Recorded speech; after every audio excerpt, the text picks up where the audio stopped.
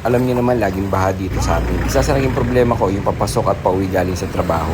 Kaya naman tinawagan ko yung kapatid ko. Sabi ko, tol, samahan mo naman ako. May portátil lang akong bibilin. At habang nasa biyahe nga, inabutan pa kami ng ulan. At dito nga kami pumunta sa may KM Bicycle para tumingin ng bisikleta po pwede kong magamit. Papasok at pauwi galing ng trabaho. Ang binibenta nga pala nila dito ay Japan Surplus Bike at mga spare parts. At ito nga yung nakita ko na pasok sa height ko. Kaya naman tinanong ko din yung kapatid ko kung okay ba to para sa akin. Ang sabi naman niya, goods na goods daw to para sa akin. Ganito rin kasi yung mga hinahanap kong klase ng batalya. Kaya naman sinakyan ko para masukat kung sakto lang ba yung height, yung haba ng bisikleta para sa akin. Pinatest ride pa nga sa akin yung bisikleta para daw magamay ko kung okay ba talagang gamitin. Sa unang padyak nga dyan, medyo nagkalangan ako dahil hindi ako sanay sa mga ganitong klase ng bike. Yung mga nakakakilala kasi sa akin, alam nila folding bike ang gamit ko. Ngayon kasi kailangan ko ng mas malaking gulong, panlusong ba sa baha.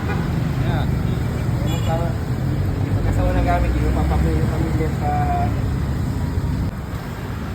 Isang ikot muna dito sa bisikleta na to. Ang sukat nga pala ng gulong nito ay 700 by 32C. 51cm ang top tube, 49cm naman para sa seat tube. Located nga pala ang KM Bicycle sa Bangkal, May Kawayan, Bulacan. Bossing, thank you! Siyempre, lagyan na natin to ng marka. Lagyan na natin ng sticker ng Sanglay TV. Let's go!